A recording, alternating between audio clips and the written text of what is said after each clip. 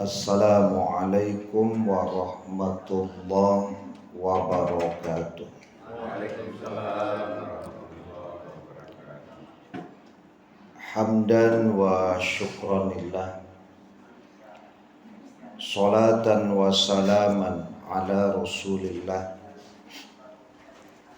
Ashhadu an la ilaha illallah wahdahu la syarikalah, wa ashhadu anna muhammadan abduhu wa rasuluh, la nabiyya ba'da. Allahumma salli wa sallim ala nabiyyina Muhammad wa ala alihi wa ashabihi ajma'in wa man tabi'ahum bi ihsanin ila yaumiddin. Qala Rasulullah sallallahu alaihi wasallam, la tazulu qadama 'abdin yaumal qiyamah hatta yus'ala an umrihi fima afna wa an ilmihi fima fa'ala wa an malihi min aina tasabahu wa fima anfaqahu wa an jismihi fima ablah. Rawahu at-Tirmidzi. Tidak akan bergerak telapak kaki seorang hamba pada hari kiamat sampai dia mampu mempertanggungjawabkan tentang umurnya, kemana dihabiskannya, ilmunya apakah diamalkan, hartanya dari mana didapatkan dan kemana dibelanjakan, dan anggota tubuhnya digunakan untuk apa. Hadis ini diriwayatkan oleh Imam At-Tirmidzi dengan derajat hasan. Yang sama-sama kita hormati ketua dan pengurus Musholla Dzikra, Bapak Ibu jamaah subuh yang dirahmati Allah, al-asatidz, guru-guru kita yang hadir pada pagi hari ini yang dirahmati Allah. Alhamdulillah, puji syukur kehadirat Allah Subhanahu wa ta'ala atas limpahan taufik dan hidayah Allah. Sampai di penghujung Ramadan ini, alhamdulillah Allah beri kita kesehatan, kemudian kemampuan untuk menegakkan apakah malamnya dan juga berpuasa pada siangnya. Harapan kita mendapatkan jaminan Allah, diampuni dosa-dosa kita yang telah lalu. Bagaimana tidak ingin dosa-dosa kita diampuni Allah. 50 tahun perjalanan hidup, 40 tahun perjalanan hidup yang tentu bergelimang dosa. Kita berharap pertemuan kita dengan bulan Ramadan, Allah ampuni dosa-dosa kita. Kemudian salawat dan salam kepada Nabi kita Muhammad sallallahu alaihi wasallam, keluarga beliau, sahabat beliau, pengikut-pengikut beliau yang mengikuti beliau dengan ihsan sampai hari kemudian. Bapak Ibu jamaah subuh yang terhormat, hadis yang kita baca di awal bukan hadis yang baru lagi di telinga kita, karena ini sering dibahas oleh para mubalik dan asatidz. Memberikan gambaran kepada kita bahwa hakul yakin, apa yang disampaikan Rasulullah ini akan kita alami nanti. Ya. Kalau dalam hadis yang lain, kita itu akan dihisab dalam keadaan berdiri, tidak menggunakan busana, tidak menggunakan trompa, dan tidak dikhitan. Sehingga Aisyah bertanya, apakah satu sama lain tidak akan saling melihat? Maka Nabi menjawab, urusan pada hari itu lebih penting. Bapak Ibu jamaah yang dirahmati Allah, yang pertama berkaitan dengan umur. Wa an umrihi fima afna. Umurnya itu dimanfaatkan untuk apa? Kita mengenal Bapak Ibu ada umur biologis. Ya, kalau di KTP itu kan umur biologis. Ada tanggal lahir, bulan dan tahun. Sehingga kalau ditanya berapa umur sekarang, kita bisa menjawab. Ada yang 60, 55, umur biologis. Tapi ada juga yang disebut dengan umur spiritual atau hakiki. Ya. Sehingga dalam hadis disebutkan khairun nas man tola umruhu wa hasuna amaluhu. Sebaik-baik manusia itu adalah yang panjang umurnya dan baik amalnya. Jadi ada umur biologis, ada umur spiritual. Jadi yang menentukan baiknya seseorang itu bukan umur biologisnya, tapi umur spiritualnya. Jadi walaupun umur biologisnya pendek, tapi kalau mampu memanfaatkannya untuk kebaikan, beramal baik, beribadah, maka dia tetap disebut khairun nas. Nah, jadi khairun nas, manusia yang terbaik itu bukan di umur biologisnya, ya kan? Tapi umur hakiki atau spiritual. Ya. Nah, kalau kita kaitkan Bapak Ibu dengan malam Lailatul Qadar, ini bentuk kasih sayang Allah kepada umat Nabi Muhammad. Sebab kalau umat-umat terdahulu umur biologisnya itu panjang-panjang, Pak. Ya Ustaz. Ada yang 1000 tahun, ada yang 800 tahun. Kalau kita 100 tahun saja tidak tahu saya apakah ada sekarang. Tidak tahu.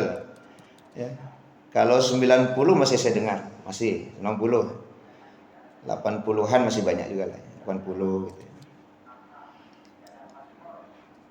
Karena umur umat Nabi Muhammad itu ya sebagaimana yang beliau sampaikan kan baina sittin ila sab'in, berkisar 60 sampai 70.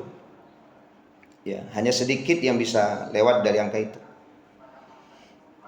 Tapi Allah memberikan kepada umat Nabi Muhammad itu kesempatan bukan di umur biologisnya, tapi di umur hakiki, spiritual. Contoh begini Bapak Ibu. Malam Lailatul Qadar itu kan khairum min alfi syahrin, lebih baik dari 1000 bulan. Yang nilainya itu kalau dikonversi ke tahun kan 83 tahun 4 bulan, sekitar itulah gitu. Ya, nilainya. Ya. Dan yang namanya hidup, selagi Allah berikan kepada kita umur biologis ini, bertemu kita dengan bulan Ramadan, itu dipastikan dia akan ketemu malam Lailatul Qadar, itu dipastikan. Jadi kalau umpamanya hidup sampai akhir Ramadan, Pak, itu dipastikan ketemu dia dengan malam Lailatul Qadar. Karena kalau dulu memahami malam Lailatul Qadar itu seperti sebentar kan itu, Pak. Sejam, pokoknya hilang gitu kan. Sehingga kalau orang takalok tidak dapat kan begitu ya. Tapi saya tidak tahu juga seperti itu yang kita dapatkan informasinya gitu. Sebentar beko air membaku batang kayu tundu, satu beko hilang loh gitu. Seolah-olah malam Lailatul Qadar itu hanya sesaat. Sehingga bagi mereka yang tidak bangun pada waktu itu ya tidak dapat malam Lailatul Qadar. Ternyata kan tidak. Saya tidak tahu dari mana penjelasan itu. Ternyata pendapat ulama malam Lailatul Qadar itu sebuah malam yang pasti ada di malam Ramadan itu, pasti deh. ya, dimulai dari maghrib, nah itu kan sudah malam tuh Pak, ya sampai fajar shadiq, ketika waktu subuh masuk, itulah malam Lailatul Qadar. Nah kira-kira adakah orang yang tidak bertemu dengan malam Lailatul Qadar? Tidak ada, pasti dia, kecuali mati Pak. Kecuali menjelang Ramadan meninggal dia, itu yang tidak ketemu. Tapi kalau hidup sampai akhir Ramadan, bisa dipastikan ketemu dengan malam Lailatul Qadar, ketemu. Maka yang bertambah itu bukan umur biologis, tapi umur spiritual. Karena kalau Bapak Ibu hari ini umurnya 50 tahun, kita taruhlah 10 tahun balik, berarti kan ada 40 tahun sudah bertemu dengan bulan Ramadan itu. Umur biologis 50 tahun. Tapi kalau umur spiritual berarti kan 40 dikali 83 tahun. Itu umur spiritual itu. Karena setiap ketemu malam Lailatul Qadar, itu umur spiritualnya bertambah 83 tahun lebih. Ya kan? Jadi kalau seandainya umur 50, 40 kali ketemu dengan bulan Ramadan, anggaplah 10 tahun tadi ya, mulai kita ada beban untuk menjalankan syariat itu. Berarti 40 kali 83 artinya apa? Umur spiritual kita itu bertambah sekitar 3000 tahun. Kan nanti kan 40 kali 83, ya kan, sekitar 3000 tahun. Jadi kalau umur biologis memang kita tidak bisa mengalahkan umur umat-umat terdahulu, tidak bisa. Karena sampai 1000 tahun. Tapi kalau umur hakiki, umur spiritual, tidak ada yang bisa menyaingi umur umat Nabi Muhammad. Tidak bisa. Ya, karena itulah ya rahmat yang Allah berikan bagi umat Nabi Muhammad. Coba bayangkan Bapak Ibu, dapat malam Lailatul Qadar. Maghrib itu sudah mulai malam Lailatul Qadar. Berarti seolah-olah kita sudah mendapatkan keutamaan maghrib 83 tahun. Kalau umur yang 50 tadi berarti kan 3000 tahun nilai kebaikan dari sholat maghribnya itu. Dapat sholat isya. Berarti ya isanya itu keutamaannya sama dengan 3000 tahun gitu. Itu tidak main-main itu banyak. Belum tarawih, belum witir, belum menghadiri majelis ilmu. Itu yang standar Pak. Itu baru standar itu. Artinya yang standar biasanya Bapak Ibu kan itu maghrib berjamaah, isya berjamaah, tarawih, witir itu berjamaah. Itu saja nilainya sudah tidak main-main besarnya itu. Itu yang disebut dengan nilai ya, berkaitan dengan umur spiritual atau hakiki. Apalagi kalau ditambah dengan i'tikaf, tentu banyak loh dapatnya. Kan lebih banyak lagi dia dapat. Karena i'tikaf itu kan peluang kebaikannya lebih banyak gitu. Ya kan kalau i'tikaf itu nanti ya sama dengan menghidupkan malam kan. Ahya lailahu. Nabi itu kalau sudah 10 akhir Ramadan kan menghidupkan malam. Berarti ada sesuatu yang lebih di situ. Baca Qur'annya lebih dari yang sudah tidur. Ya istighfarnya lebih dari yang sudah tidur, ya kan? Nah, tambah sholat sunnahnya lagi sudah lebih dari yang tidur gitu. Nah, itu kalau i'tikaf. Ditambah memang i'tikaf itu kan menjalankan sunnah Nabi. Kalau menjalankan sunnah itu bahasanya bukan semata-mata berapa pahalanya, tapi kecintaan Nabi Pak. Karena dia ngikut saya gitu. Saya i'tikaf, dia ikuti saya i'tikaf. Jadi keutamaan dia besar. Ya. Jadi Bapak Ibu jamaah yang dirahmati Allah Subhanahu wa taala. Ya semoga ya rahmat Allah. Karena sekali lagi ada umur biologis, ada umur spiritual atau hakiki. Semoga kita tidak menyia-nyiakan kesempatan baik ini gitu. Ya. Nah. Bapak Ibu jamaah yang dirahmati Allah,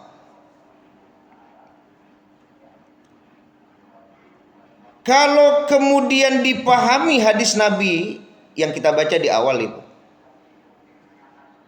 bahwa manusia yang baik itu khairun nas, yang panjang umurnya dan baik amalnya. Kita dulu pernah bahas panjang umur itu nikmat itu kan, rezeki. Ya kan? Sementara baik amal itu disebut dengan berkah, ziyadatul khair, adanya tambahan kebaikan. Jadi kalau kita pahami hadis Nabi ini, tidak pula dengan sebab umur panjang seseorang akan baik amalnya. Ya kan? Enggak otomatis deh. Ya. Karena kan dua hal berbeda itu. Manusia yang baik itu adalah yang panjang umurnya, baik amalnya. Manusia yang buruk itu adalah yang panjang umurnya, buruk amalnya. Jadi tidak pula dengan sebab umur seseorang panjang kemudian otomatis dia jadi orang baik. Enggak, Pak. Enggak. Malah ada yang sebaliknya. Ya. Kan saya sering menyampaikan tuh, bako gae tu rajin ka masaji. Adonan menjawe ya orang lah gae, ya kan, kamati itu yo rajin ke masaji. Nah, itu salah satu jawaban, Pak. Orang gae kamati itu rajin ke masaji, Pak Saiful. Tapi cobalah perhatikan, apa memang betul, Pak, apa yang disampaikan orang tadi itu? Asalkan gae kamati itu rajin ke masaji. Nah. Sebab banyak loh orang yang lah gae, Pak. Tahunya kamati, tapi enggak juga masaji. Ya kan? Berarti kan tidak betul juga kalimat yang disampaikan orang itu.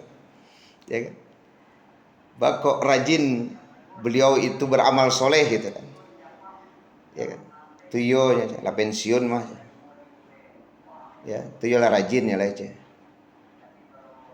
Tapi apakah memang setiap orang yang pensiun kemudian rajin beramal soleh? Tidak juga, Pak. Tidak bisa pula itu dijadikan kesimpulan. Tidak juga, Pak. Ya. Makanya kalau Bapak Ibu baca nanti surat Fussilat ayat 8. Innalladzina amanu wa amilus solihati lahum ajrun ghairu mamnun.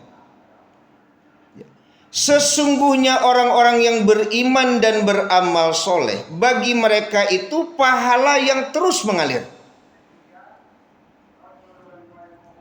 Kita akan memahami Bapak Ibu, kalau ada anak muda yang rajin beribadah, Pak, ada anak muda yang rajin beramal soleh, itu kagum kita. Allah pun memuji, Pak. Satu dari 7 golongan yang akan mendapatkan naungan Allah kelak di hari kiamat, salah satunya itu memang pemuda. Wasyabun nasya'a fi ibadatillah, pemuda yang memang taat kepada Allah. Itu dikagumi, Pak. Bukan kita saja yang mengagumi, Allah pun mengagumi, Pak. Makanya jumlah anak muda yang taat dalam beribadah kepada Allah itu memang limited edition, terbatas. Ya, terbatas. Kalau mereka tahulah anak-anak muda, ya. Mungkin kita juga pernah muda ya, tapi mungkin tidak paham juga dengan hadis Nabi ini. Coba bayangkan, Allah saja kagum, Pak. Jangankan orang, Allah saja kagum itu. Sampai disebut betul tuh pemuda itu. Sekarang pertanyaannya, kalau ada orang tua yang rajin beribadah dapat pujian atau enggak, Ibu? Kalau ada orang tua yang rajin beramal soleh, layak dipuji atau enggak? Atau bahasa orang tadi, Pak, tidak perlu dipujinya lah patut loh, mah. Ini kematian itu. Nah, ini yang disampaikan Syekh Sudi. Bahwa surat Fussilat ayat 8 ini pujian bagi orang-orang yang usianya sudah lanjut, yang tenaganya sudah lemah, tapi semangat beramal solehnya kuat. Ayat tersebut, kata Syekh Sudi, memuji orang-orang yang sakit, yang sakitnya tidak mungkin sembuh lagi, tapi amal soleh dan ibadahnya itu bagus, Pak. Berarti orang tua dapat pujian, Pak, dari Allah. Karena orang tua dan anak muda itu kan beda, Pak ya. Kalau anak muda, kenapa sulit untuk beribadah? Karena memang jiwanya masih suka bermain, Pak. Hura-hura gitu. Orang tua juga begitu, Bu. Kalau di Paturuian, kalaulah usia-usia lanjut, yang sero tuh le tahu di, Bu. Mau jua di rumah. Bagole sepanjang hari. Iya, Pak. Kan begitu ya, Ustaz. Kalau orang kaya namun itu, Bu. Ampun di alun kaya. Ya kan? Iya, basanda, metong-etong oto lalu. Nah, itu orang tua itu. Nah, meninggalkan yang seperti itu, Bapak Ibu, itu butuh effort yang besar itu Pak. Ya, meninggalkan yang santai-santai tadi itu untuk beramal soleh, untuk beribadah, itu butuh perjuangan yang berat Pak. Tidak setiap orang yang tua mampu tuh mengalahkan keinginan untuk bersantai-santai itu Pak. Tidak setiap orang mampu Pak. Ya kan? Maka ketika ada orang tua yang kemudian amal solehnya tetap kuat, ibadahnya tetap kuat, itu dipuji oleh Allah. Itu pendapat Syekh Sudi dalam menafsirkan surat Fussilat ayat 8. Ya. Karena kan balik lagi Bapak Ibu, bahwa dunia ini belum tempatnya beristirahat. Belum Pak. Bukan tidak boleh beristirahat, tapi belum tempatnya beristirahat Pak. Karena tempat beristirahat itu Bapak Ibu di surganya Allah. Artinya apa? Sekecil apapun peluang untuk beramal soleh harus diambil. Harus ada perlawanan terhadap keinginan untuk bersantai-santai itu Pak. Jangan boyo lah yang bola pensiun. Nah, itu kan kalimat yang sering terucap, ya. Seolah-olah kalau lah pensiun tuh gue ambo santai jadi sibukan oleh akan gitu. Sehingga memang berbagi tugas dengan mohon maaf mereka-mereka yang sudah pensiunnya agak payah juga kadang Pak. Karena alasan tuh jangan ambo juga oleh ambo jaleka santai ini kan itu. Lah pensiun kan itu. Ya. Jangan ambo juga oleh banyak yang muda-muda oleh. Padahal itu kesempatan kan untuk menambah amal-amal soleh. Tapi kan memang sesuai porsi lah Bapak Ibu ya. Tidak lo dipaksakan dengan usia yang sudah lanjut, dengan penyakit yang mungkin ada dalam diri kita. Kan sesuai porsinya untuk beramal soleh. Bukan berhenti beramal soleh Pak. Ya. Kalau kita bahas dari sisi manfaat kan sudah jelas tuh Bapak Ibu. Orang butuh pambui lasuang. Orang pakak. Iya. Orang lupa pengaji ayam ya Pak. Nah, ya. Artinya ambillah amal soleh itu sesuai dengan porsinya Pak. Ya, porsinya. Ya. Kalau anggota Kana dulu kan pernah menyampaikan beliau umur 80 tahun lebih ya Pak. Tapi ketika tidak dimasukkan ke dalam struktur kepanitiaan kurban beliau tidak suka Pak. Bapak tidak dimasukkan. Ya kan awak menghormati beliau di usia ke 80-an kan. Tapi ternyata beliau tidak mau masukkan. Agak apa di bagian monggok-onggok daging jadi jolah. Kan itu Pak. Agak monggok-onggok daging saja gitu. Ya, nah Bapak Ibu jangan dirahmati Allah karena memang sekali lagi amal soleh itu adalah hidayah dari Allah. Hidayah. Jadi sekali lagi tidak serta-merta pula dengan sebab umur panjang seseorang lalu dia mampu beramal baik. Inilah berkah Bapak Ibu. Semoga kita mampu mempertanggungjawabkan umur biologis kita nanti di hadapan Allah Subhanahu wa taala. Ya. Dengan ya, kebaikan-kebaikan, kesolehan-kesolehan dari umur biologis tadi. Mudah-mudahan nilai dari nilai umur hakiki atau spiritual itulah yang akan mampu menyelamatkan kita nanti di hadapan Allah Subhanahu wa taala. Ya. Itu yang satu. Ya. Kemudian yang kedua Bapak Ibu, yang akan kita pertanggungjawabkan itu adalah wa an ilmihi fima fa'ala. Itu akan dipertanggungjawabkan. Ilmu itu diamalkan atau tidak itu pasti kita pertanggungjawabkan Pak. Saya juga pernah dulu menyampaikan Bapak Ibu, jangan sampai ada kemudian kalimat tidak usah awak menuntut ilmu banyak-banyak, karena semakin banyak ilmu semakin banyak nanti pertanggungjawabannya di hadapan Allah. Itu kalimat yang keliru Pak. Karena menuntut ilmu itu wajib. Thalabul ilmi faridatun ala kulli muslim. Menuntut ilmu itu adalah kewajiban bagi setiap muslim. Persoalan belum mengamalkannya itu kan kaitannya dengan hidayah Pak. Hidayah Allah ya punya kuasa. Tapi paling tidak ketika dia sudah menuntut ilmu, maka ada harapan bahwa dia dapat hidayah dari ilmu itu. Apalagi kalau tiap pagi kita baca doa, Bapak Ibu. Doa yang dianjurkan Nabi kalau di pagi itu kan, Allahumma inni as'aluka ilman nafi'an wa rizqan thayyiban wa amalan mutaqabbalan. Itu kan doa setiap pagi yang dianjurkan untuk dibaca itu. Kita meminta salah satunya apa? Ilmu yang mendatangkan manfaat. Boleh jadi manfaatnya belum hari ini, tapi karena kita punya ilmu, mudah-mudahan suatu saat nanti dapat manfaatnya. Ambo sebenarnya Ustadz lah tahu lamu kalau koko sana koriba lah lama mau tahu Ustadz. Cuman yakini baru bisa ambo berhenti Ustadz. Sebab rentenir ko datang yo tadi Ustadz ambo yo para lulo untuk kadai ko tibo di waktu yang tapek lo.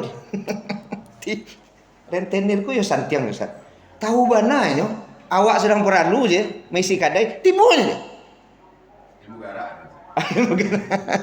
Ya, kalau rentenir dak peralu, sure-sure yang payah bana kan itu ya. Peralu kan nah, berat agak dibu kan itu. Tibonya, lah lama mau tahu macam. Cuman kini yang mau baranti total, Ustaz. Karena ya itu riba. Ah, ini. Padahal lama tahu. Ya. Karena ada ilmu, waktu itu mungkin belum mampu dia menjalankan apa yang diketahui itu kan, karena mungkin banyak tuntutan lah ya keinginannya.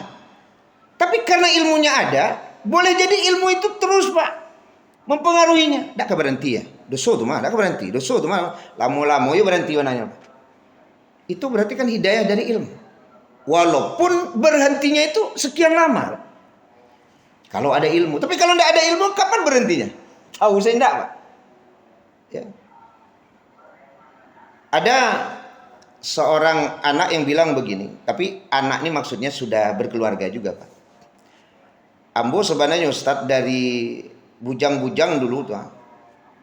Itulah di berangan gaek tuh. Indak solat, doso kadang, ketinggian solat. Itulah terngiang terus di telinga ini Ustadz. Saya tahu bahwa meninggalkan sholat itu dosa besar. Cuman dulu alun sholat gitu.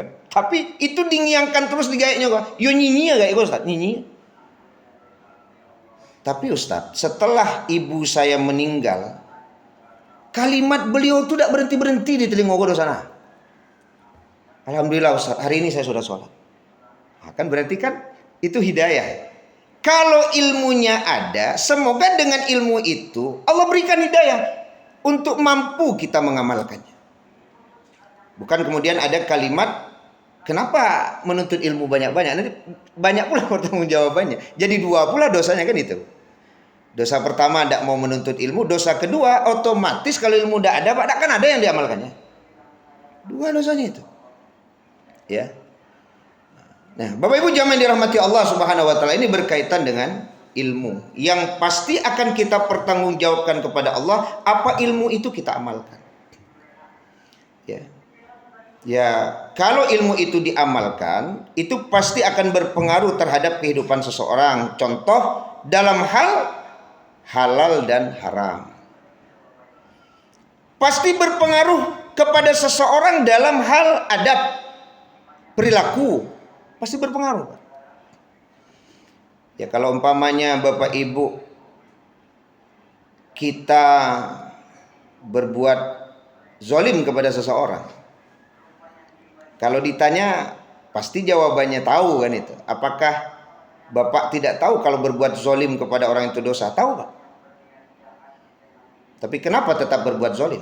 Berarti itu masuk dalam kategori yang akan kita pertanggungjawabkan. Tahu bahwa berbuat zalim dosa, tapi kenapa tetap berbuat zalim? Ya. Maka kita berharap Bapak Ibu, penutup kehidupan kita mampu mengamalkan ilmu-ilmu yang sudah kita pelajari tadi. Sehingga nanti akan dimudahkan kita untuk mempertanggungjawabkan setiap ilmu yang Allah berikan kepada kita.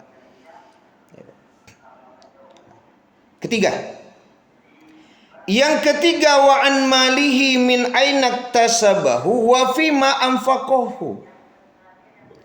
yang pasti akan kita pertanggungjawabkan kepada Allah. Harta itu dari mana engkau dapatkan dan kemana engkau belanjakan. Makanya sekali lagi Bapak Ibu, harta itu bukan milik kita. Kalau harta itu milik kita, kita bisa menggunakannya semau kita. Itu kalau milik kita, Pak. Tapi harta kan bukan milik kita, karena Allah mengatur kemana harta itu harus dibelanjakan, diatur Allah, Pak. Itu menunjukkan bahwa harta itu bukan milik kita. Harta itu milik Allah, Pak. Ya, yang bisa Allah ambil kapanpun Allah mau, Pak. Itu harta. Ya kan? Ya, kalau Allah yang mengambil, semoga itu wujud dari membelanjakan harta juga di jalan Allah, karena kan kehendak Allah. Kalau kita sabar, ya. Jadi waktu banjir bandang itu, maaf, di komplek kan ada rumahnya yang hanyut tuh. Ya. Terus waktu ketemu Badah, ya Ustaz, semoga rumah saya yang hanyut terbawa banjir ini Ustaz meringankan hisab saya nanti di akhirat. Itulah jawabnya. Nggak panjang-panjang mau nanya lah sampai situ semuanya. Ya beliau lah model itu jawabnya itu. Ya, mudah-mudahan rumah ampunan nanya Ustaz meringankan hisab ampun nanti di akhirat. Karena dia sudah membelanjakannya di jalan Allah, dihadapinya dengan penuh kesabaran gitu. Itu sudah wujud dari membelanjakan harta di jalan Allah. Sabar dia. Ya kan? Nah, Bapak Ibu jamaah yang dirahmati Allah, dari mana harta kita, kemana harta kita dibelanjakan? Ya, saya dulu pernah cerita juga kepada Bapak Ibu. Ada seorang ibu yang waktu itu di hadapan para mubalik bercerita bahwa ya dia kan mengalami sulit tidur kan itu. Sulit tidur. Sampai kemudian dia tengok isi rumah itu, rupanya memang isi rumah ini berpengaruh. Kalau saya tidak salah dulu waktu belajar sama Profesor Masnal Jazuli, Pak. Beliau akan mengajar juga di pesantren Hamka itu, Ustaz. Beliau memang pernah menyampaikan, masih terngiang di telinga saya, di usia lanjut seseorang itu akan dihantui nanti itu dengan perbuatan-perbuatannya. Itu akan dihantui. Makanya banyak orang-orang yang sudah berusia lanjut, kalau terlalu banyak yang menghantui itu, Pak, model orang Ghana. Ghana tuh, model tidak tahu apa, tidak ada gaya hidup tuh, karena dihantui, Pak. Karena beliau yakin sebentar lagi akan mati, sementara beliau mengetahui gitu. Ya, harta-harta yang tidak benar itu, Pak. Itu akan dihantui itu. Mudah-mudahan kita tidak seperti itulah gitu ya. Ya, itu akan menghantui itu. Nah, kalau bahasa Jawa sekali Gana itu, Pak. Jadi di usia-usia lanjut itu ada orang yang dihantui itu. Jadi kalau ibu ini dia tahu, Pak. Dia lihat kursi sofa di rumahnya kan itu. Dulu dia menganggap kursi sofa bagus itu hadiah. Dulu, Pak. Karena sesuai dengan jabatan, tiba-tiba ada yang nganterin kursi sofa. Alhamdulillah, ya kan? Kok hadiah? Rupanya lah dipelajari tidak hadiahnya dulu. Karena dikaitkan dengan jabatan, maka dia bukan hadiah, itu namanya sogo. Baru tahu kini, Pak. Itu nyujual kursi gue. Ya kan? Ikon kamu ambil itu aja. Nyujual kursi itu, Pak. Kursi mewah. Ini kisah nyata nih. Lalu kata beliau dilihat pula lemari mewahnya, Pak. Nah, dulu alhamdulillah dapat lemari rancak kan itu.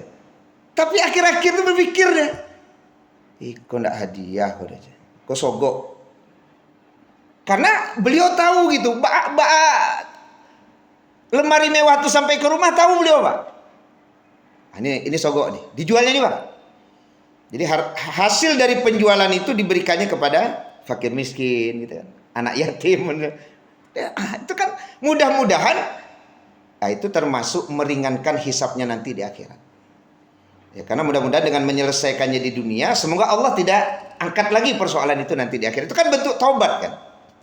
Ya, seseorang yang bertobat diiringi dengan amal soleh, maka dosa-dosanya itu memang diampuni Allah. Mudah-mudahan tidak diangkat lagi nanti di hari penghisapan. Ya. Jadi jamaah yang dirahmati Allah Subhanahu wa taala termasuk mengelola harta dengan cerdas. Karena bagaimanapun kalau kita memiliki harta, mampu kita mengelolanya dengan cerdas, maka selamat kita. Hal sederhana umpamanya begini Bapak Ibu.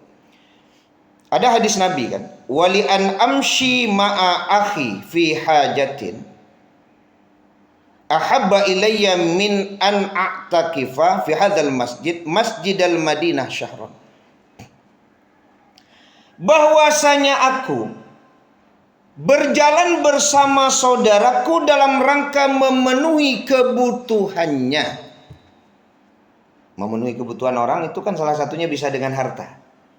Lebih aku cintai daripada beriktikaf di Masjid Nabawi selama 1 bulan. Di Masjid Nabawi iktikaf sebulan, ibu, itu tidak tanggung-tanggung pahalanya itu, Bu.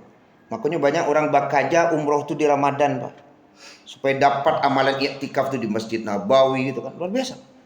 Sholat saja di Masjid Nabawi itu sama dengan 1000 kali sholat di masjid yang lain, kecuali di Masjidil Haram. Tidak tanggung-tanggung nilainya. Tapi ternyata memenuhi kebutuhan saudara kita itu lebih disukai Nabi atau dicintai Nabi daripada beriktikaf di Masjid Nabi 1 bulan. Ya. Makanya masih terngiang juga cerita bapak itu, ambo Ustadz ada keponakan lah meninggal kayak laki-lakinya Ustadz. Ibunya pun ibu rumah tangga, payah hidupnya Ustadz. Kalau ke hari raya Ustadz, ambo ndak ambo balian bajunya Ustadz, ambo bawanya ke PA tuh. Ambo suruhnya memilih, pilih. Beralai, baranio. Luar biasa. Itu berarti kan memenuhi kebutuhan. Karena setiap lebaran Nabi kan bersabda, Pak, jangan sampai ada orang yang bersedih ketika Idul Fitri itu. Kan ketemu dengan anak yatim Nabi waktu itu. Ya kan? Diberikan pakaian oleh Nabi yang layak, Pak. Karena tidak boleh ada yang bersedih. Itu kebutuhan, Pak. Kece ambo, luar biasa, Pak. Luar biasa. Bahasa awal ambo tangkok, ambo tidak mau balian baju keponakan. Artinya bukan beliau yang membelikan, tapi ambo bawa KPA, ambo suruhnya memilih. Batanyonya baralai aja, barataraga. Nya model itu saya tidak lo namo banyak-banyak cuma dia tahu lo kan. Barataraga tahu lo. Ya. Dia gimana nya, Pak? Nya tahu lo tuh, Pak. Jadi saya berkata, oh luar biasa. Mampu beliau menggunakan hartanya, dibelanjakannya di jalan Allah, Pak. Dalam rangka memenuhi pula kebutuhan saudaranya. Itu pahalanya tidak main-main. Kita tidak mengecilkan keutamaan iktikaf, tidak. Karena iktikaf itu keutamanya besar. Tapi memenuhi kebutuhan saudara kita itu lebih besar lagi daripada iktikaf, Bu. Ya, sayang kita punya harta tapi disimpan-simpan tidak digunakan. Bahkan dulu pernah bos sampaian, lah di telepon panah di dun sana, Pak. Ndak nyongke-angke telepon. Sebenarnya kan peluangnya tuh. Ya dun sana kasih mengadu kalau ndak kawak lah kan. Padi tidak menjadi, manci banyak. Untuk makan payah. Ndak ada nangka dikirim ke kampung enggak seketek kan memenuhi kebutuhan. Kenapa itu tidak diambil itu? Ya. Karena pahalanya sangat besar, Bapak Ibu. Ya, melebihi iktikaf di Masjid Nabi sebulan tidak main-main, Pak. Ya kan? Termasuk ketika saudara-saudara kita dapat musibah, kemudian rumahnya itu memang hanyut gitu kan.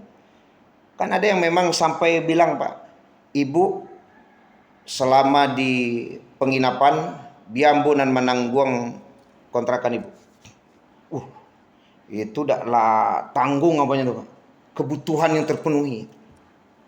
Ya kalau orang punya pekerjaan, Bapak Ibu, ketika terjadi banjir bandang, Pak, itu masih ada juga yang ke diarok per bulan. Ya kan? Masih ada yang ke diaroknya.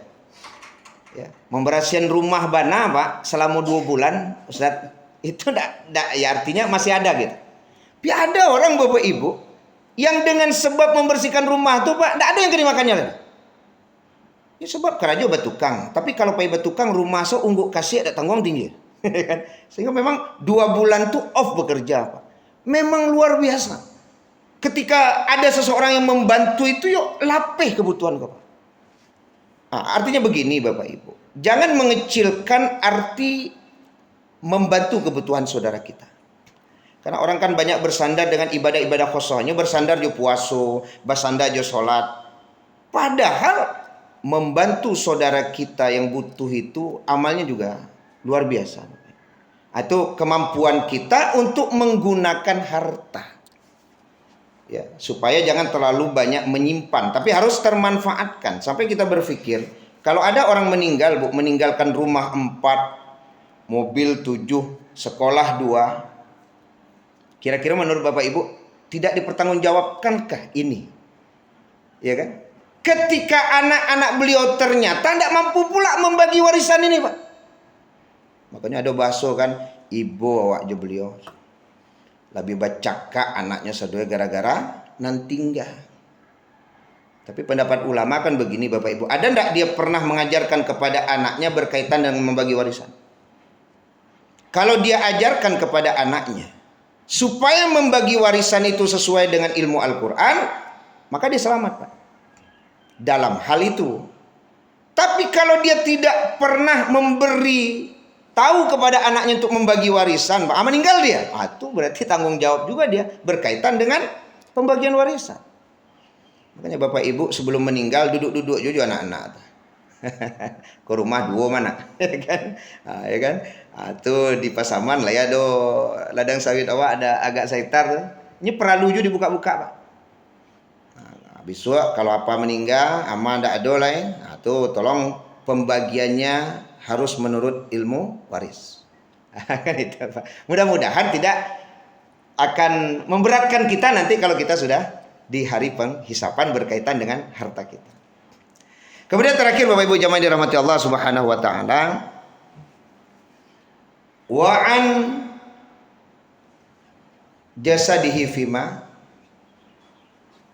ablah. Jasad ini ternyata pasti kita pertanggungjawabkan Bapak Ibu. Kita punya mata, kita punya telinga, kita punya mulut, kita punya hati. Makanya di dalam Al-Quran, kemurkaan Allah kalau kita tidak mampu mempertanggungjawabkan tubuh kita ini.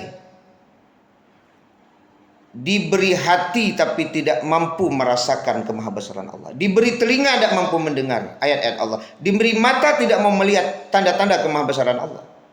Murkanya Allah tidak main-main, Pak. Ulaika kal an'am.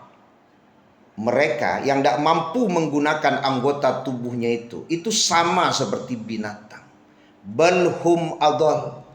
Bahkan lebih rendah lagi daripada binatang. Begitu murkanya Allah kalau kita tidak mampu menggunakan anggota tubuh kita dalam rangka untuk taat kepada Allah, menambah rasa takut kita kepada Allah. Begitu murkanya Allah kepada kita, dan itu pasti akan kita pertanggungjawabkan. Terakhir Bapak Ibu, berapa lama kita akan mempertanggungjawabkannya? Kita ambil salah satu contoh saja berkaitan dengan harta. Yadkhulu al-fuqara'ul mu'min al-jannah qabla al-aghniya binisfi yaumin khamsami'a alaf. Orang-orang miskin dari golongan orang mukmin itu akan masuk surga mendahului orang-orang kaya setengah hari. Lamanya adalah 500 tahun. Maka itulah waktu kita berdiri, Pak. 1 baru dari yang 4 tuh. Berkaitan dengan harta saja sudah 500 tahun pertanggungjawabannya. Ya mudah-mudahan kita diberi penghisapan yang mudah. Karena pendapat-pendapat ulama sekali lagi, ketika penghisapan itu mudah, ya lama bagi Allah, lama bagi kita itu bisa Allah mudahkan. Samalah dengan Ashabul Kahfi ya, 309 tahun itu lama tuh mabuk. Tapi bagi Ashabul Kahfi Rasulullah semalam, Pak. Besok jago nyobain ke pasar. Pakai piti. Tekaji orang, kok piti zaman dulu ya? Zaman kuno aja. Padahal tidurnya sudah 309 tahun, Pak. Tapi rasanya baru 1 malam. Semoga panjang pun waktu penghisapan. Ketika Allah memberi kemudahan kepada kita, maka semuanya akan Allah mudahkan. Cukup Bapak Ibu, demikian kajian kita. Semoga sekali lagi kita mampu mempertanggungjawabkan 4 hal itu, sehingga kemudian kita diberi kemudahan untuk melangkahkan kaki kita menuju surganya Allah Subhanahu wa taala. Subhanakallahumma bihamdika asyhadu an la ilaha illa anta astaghfiruka wa atubu ilaik. Wassalamualaikum warahmatullahi wabarakatuh.